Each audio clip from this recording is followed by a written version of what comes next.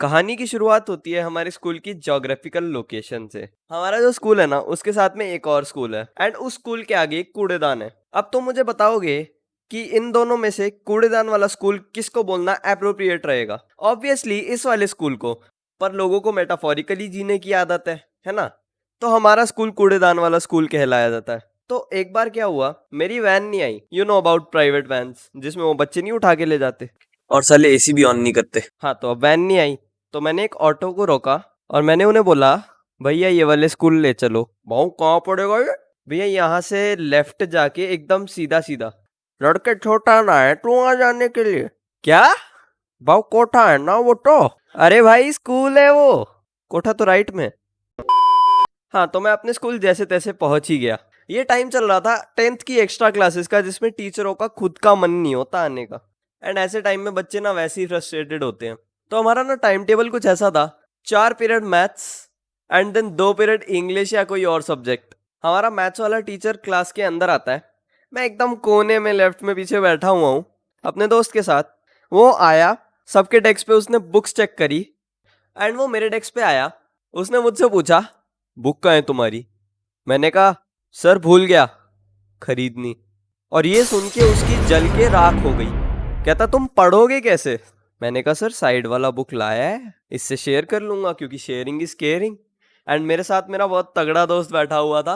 वो खुशी खुशी कह रहा है, हाँ ले ले मैथ्स की, क्या दिक्कत है? और ये देख के उसकी और जल गई। उसने मुझे बोला, क्लास के बाहर निकल जाओ।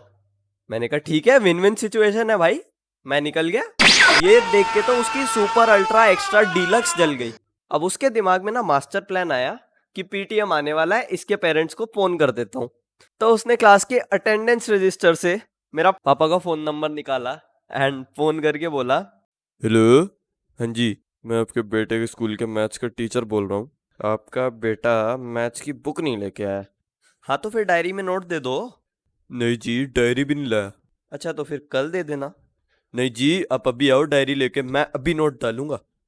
देखो, मैं बैठा हूँ बहुत दूर, आने में लगते हैं 3 घंटे, और एक बार आ गया तो सिर्फ डायरी नहीं दे के जाऊंगा।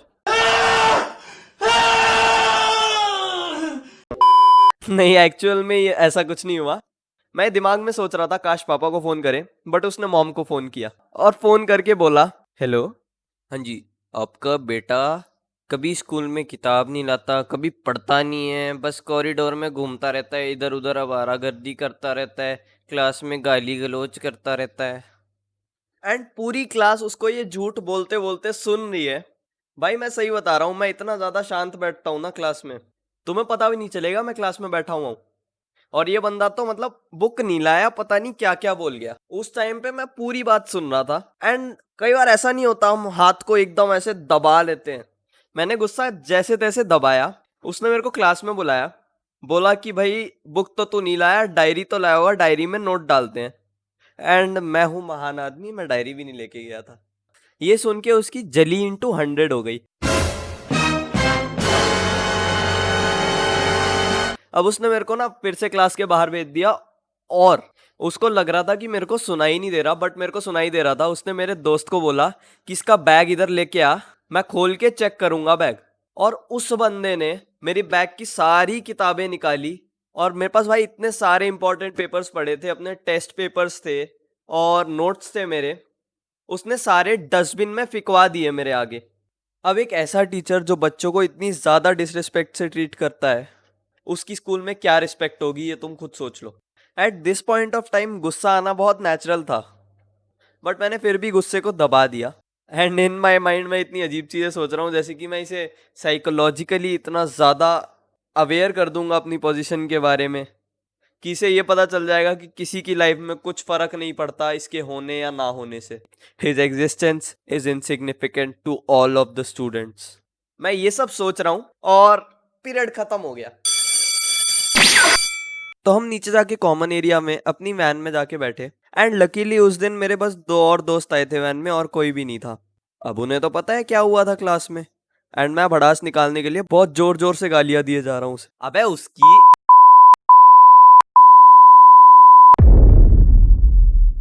एंड इतनी ज्यादा तेज थी वो कि पूरे ग्राउंड फ्लोर को आवाज आ रही होगी, बट कोई कुछ बोला नहीं। एंड ये तो एक साइड थी। दूसरी साइड में ये सोच रहा था कि यार घर जाके क्या होने वाला है, अब कल स्कूल वापस आऊंगा भी कि नहीं। तो अब अपने ड्राइवर भैया है, तो हम वैन में 3 ही बच्चे थे, बाकी दोनों को पहले छोड़ा। एंड अब हम वैन के अंदर 3 लोग हैं, सर, ड्राइवर और मैं। तो जैसे ही मैं उतर रहा था, ड्राइवर ने मेरे को बोला इधर आ। मैंने कहा हाँ। उसने पूरी बात सुन ली थी and based on past experiences उसने बोला मादर चोद तो वो है। अब मैं घर आया, यहाँ पर भाई उल्टा ही माहौल है, पकोड़े खिलाए जा रहे हैं, सॉस डाल रहे हैं, मतलब मेरे को खुद नहीं डालनी पड़ रही, सॉस डाल के खिला रहे हैं। और मैं सोच रहा हूँ अभी थोड़ी देर में मेरा खून होने वाला है। पर लकीली भाई उस दिन घर पे था एंड गेस करो वो किससे मैच पढ़ता था, यही सेम वाला बंदा। और उसके टाइम पे तो और भी ऐसे सीन हुए थे, तो मेरे घर के लोग इसे पहले से ही जानते थे। तो अब जब एक साइड की टेंशन खत्म हो गई ना, तो मैं काफी शांत हो गया एंड अब मैं सिर्फ उसके मजे लेने पर फोकस कर सकता था। पर इन सब बातों से तुम ये बात तो समझ गए होगे उसकी कैसी इमेज है पूरे स्कूल में। अब दिन आता है पीटीएम का। मैंने सारे सिनेरियोज, उसके काउंटर्स, उनके काउंटर के काउंटर्स भी सोच चुका हूँ एंड मैं उधर चलते हुए जा रहा हूँ। उसको ना किसी ने शायद से बता दिया होगा कि तुम्हें बहुत गंदी गंदी गालियां पड़ रही थी, उधर नीचे कोई बच्चा दे रहा था, पर शायद से उसे कंफर्म नहीं था। तो हम गए और बैठे, और जैसे ही हम बैठे उसने बोला सॉरी। हैं? हैं? हैं? और यार बंदे तो पागल ही हो गए कि इसने सॉरी बोल दिया। इतिहास में ऐसा कभी नहीं हुआ यार। मतलब तुम एकदम से गुस्से में हो ना, कोई सॉरी बोल दे तो तुम फिर भी थोड़े से शांत हो जाते हो, एंड मैं भी शांत हो गया उस दिन। बट यार एक चीज है, हमें ना अक्सर कहानी का एक ही पहलू पता होता है। उस दिन मेरे को एक और ऐसी बात पता चली जो मैं अभी इधर तो नहीं बता सकता, बट मैं इतना कह सकता हूँ, अगर जो मैं दिमाग में सोच रहा था मैं वो कर देता ना, तो सामने वाला इतना ज्यादा ही टूट जाता अंदर से कि शायद वो वापस उठ भी ना पाता। पर अभी कहानी खत्म नहीं हुई, छोटा सा बोनस तुम्हारे लिए। हाँ, तो उसके कुछ दिनों बाद ना मुझे उस बंदे को नोटबुक सबमिट करने जानी थी एंड मेरी नोटबुक थी लेट। तो वो बंदा ग्राउंड में बैठ के मूंगफलियां खा रहा था। मैं गया उसके बाद, मैंने कहा सर ये नोटबुक ले लो। वो कह रहा है मैं नहीं ले सकता, तुम्हारी नोटबुक है लेट। भाई यार एक दिन लेट होने से क्या नोटबुक ही नहीं लेते? मान लिया काम पूरा नहीं था, फिर भी नोटबुक तो लेनी चाहिए थी। और मैं जैसे ही वापस आ रहा था ना स्कूल में, तो ड्राइवर भैया खड़े हुए थे, उन्होंने मेरे को पास बुलाया एंड हम दोनों के अंदर से एक आवाज आई, मादर तो वो है। यार इस पूरे इंसिडेंट से ना एक चीज जो मैंने सीखी कि यार revenge only creates more revenge. अगर तुम एनीमे देखते हो तो नारुतो में एक कैरेक्टर था पेन, उसका एक बहुत आइकॉनिक डायलॉग था ये कि seeking revenge only creates a cycle of hatred. And यार कहीं ना कहीं इस इंसिडेंट के बाद मुझे ये चीज समझ आई एंड मेरे को रियलाइज हुआ मैं काफी तरह से गलत था, पर कुछ तरह से सही भी था मैं। But in the end happy teachers day to everyone. And तुम भी यार अपनी बेस्ट टीचर्स को जाके हैप्पी टीचर्स डे तो जरूर बोलो, क्योंकि अच्छे टीचर्स सबको नहीं मिलते। हाँ तो यार अब अगली मेरी जो वीडियो आने वाली है वो होगी दूसरे चैनल पे, जो एंड स्क्रीन में अभी तुम्हारे सामने आ जाएगा। सब्सक्राइब कर लो ताकि तुम वो वीडियो मिस ना करो।